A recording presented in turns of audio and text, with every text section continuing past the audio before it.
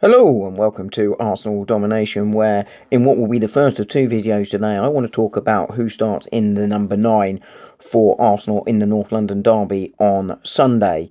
I was just recording a show which will go out on the 14th Canon this Friday. Please go and give Tom a subscription.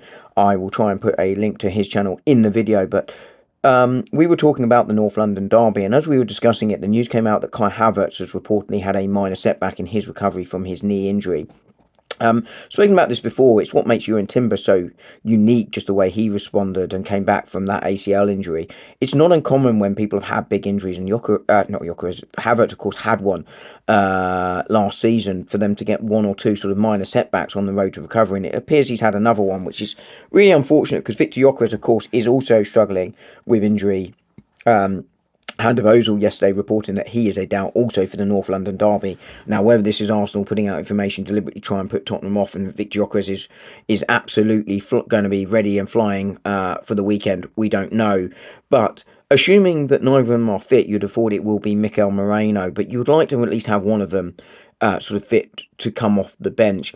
Victor Gyokeres, I think, probably the more likely, just because he's had game time already this season. He's been out for less period of time. By the sound of things, sounds a little bit closer to a return. But if they're not, I think Mikel Moreno needs to lead the line.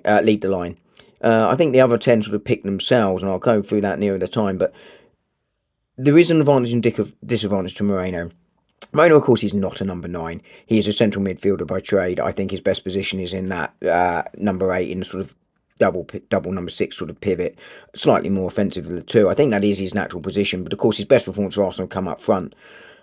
What we do see from Mikel Moreno, of course, is that he drops deep, and I think that's one of the disadvantages with him, because I think one of the big advantages we've had to the attack this season with Victor Gyokeres has been him stretching the plan. I think it'll be interesting to see how Kai Havertz adapts when he comes back. Will he offer that something different, which we know he's got, which is similar to Moreno of dropping deep, or will he start to try and stretch defences more? We sort of saw him doing that a little bit in those limited minutes, but Moreno can't do that as a number 9. It is really clear.